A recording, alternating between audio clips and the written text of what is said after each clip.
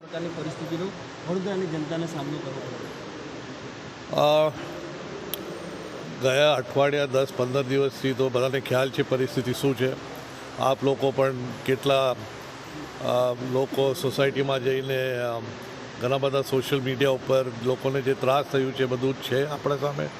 હું એટલું જ ઈચ્છા કરું છું કે આ એક છેલ્લું અને આ પરિસ્થિતિ આ પ્રકારની થાય વડોદરાને જે કંઈ કરવું પડે શાસનને સ્ટેટના પ્રમુખે એ પગલાં લેવા પડશે કેમ કે આ પરિસ્થિતિ પાછી આવે એ સારું નથી ને આ આપણા શહેર માટે બહુ જ ખરાબ પરિસ્થિતિ છે. આપ તો મહારાજા છો, વડોદરાની પરિસ્થિતિ પહેલેથી જ વાકેફ છે. વિશ્વામિત્રીની પહેલાં જે હાલત હતી અને અત્યારે શું હાલત છે એના પર મને ખ્યાલ નથી. જે કહેવાય છે કે આ એક મેનમેડ પરિસ્થિતિ છે અને મેનમેડ છે તો એનું સોલ્યુશન પણ મેનમેડ જ થવા જોઈએ એટલું માનું છું. આપણે કે કોઈ પણ એક પર્યાવરણ નેચર સામે આપણે કોઈ જીતી ના શકીએ કોઈ દિવસ. એ બધું રાખીને ટેકનોલોજી છે, આજે માહિતી છે, આ એટલી બધી આટલા પૂર્વની માહિતી છે, જરૂર આનો એક નિકાલ થઈ શકે એવું માનું છું.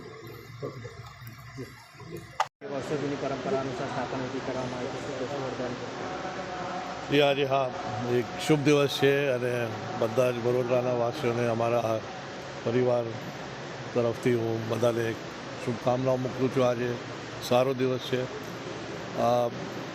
ગણેશ પૂજા સ્થાપનાનું એક બહુ જૂનું પરંપરા છે અમારા ગાયકવાડી ઘરમાં અને વર્ષોથી ચાલે છે. સયાજીરાવ મહારાજના પણ પહેલાં સમયથી ચાલે છે અને આ એક પરંપરા જે છે અને હવે ગણેશજીની સ્થાપના ઘણી બધી જગ્યા શહેરમાં પણ બહુ જગ્યા થઈ ગઈ છે અને ઈચ્છા કરું છું કે લોકો માટે સારા દિવસ આવશે.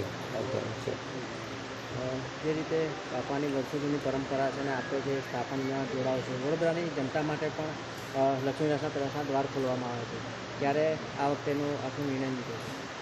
દર વર્ષે અમારા પેલેસ જે મેનેજમેન્ટ છે એ નિર્ણય કરશે દિવસો જોઈને, પણ દર વર્ષે જેવા પણ દર્શન માટે અમે દિવસોને તારીખોને ટાઈમ બધું બહાર પાડશું. પણ જરૂર દર વર્ષે જેમ બધાને એક મોકો મળશે અહીંયા આવવાનું અને બાપાનું દર્શન કરવા માટે. જે રીતે વડોદરામાં પૂર આવ્યું હતું, બાપાના સાથે શું પ્રાર્થના? એક પ્રાર્થના કરીએ કે આ છેલ્લું પૂર હતું અને આના પછી આવી પરિસ્થિતિ વડોદરામાં ના આવે એટલી ઈચ્છા કરું છું. વિશ્વામિત્રી પર દબાણ થયું એના કારણે એમ કે લાગે છે આપણે, કારણ કે પહેલાં આ પ્રકારની પરિસ્થિતિ દર વર્ષે પ્રમાણે આ વર્ષે પણ આપણે શ્રીજીની પાલખીમાં આપણે બિરાજમાન થશે અને અહીંયાથી પેલેસમાં 11 વાગ્યા સુધી પહોંચી જશે. ત્યાં વિધિસર એમની સ્થાપના થશે. આ પરંપરા વર્ષોથી ચાલી રહી છે અને આ મૂર્તિ અહીંયાથી 8:15માંથી જ આપણે ત્યાંથી બનીને આ જ મૂર્તિ સેમ એનાથી પેલેસમાં જાય છે દર ગણેશ ચતુર્થીના દિવસે. જે શાહી યાત્રા નીકળવાની છે ગણપતિ બાપ્પાની અને ત્યાં જઈને બી એ લોકો જે પૂજા કરવાના છે અને જે રાજોપચાર પૂજા થવાની છે ગણપતિની અને એમની સ્થાપના કરવામાં આવવાની છે.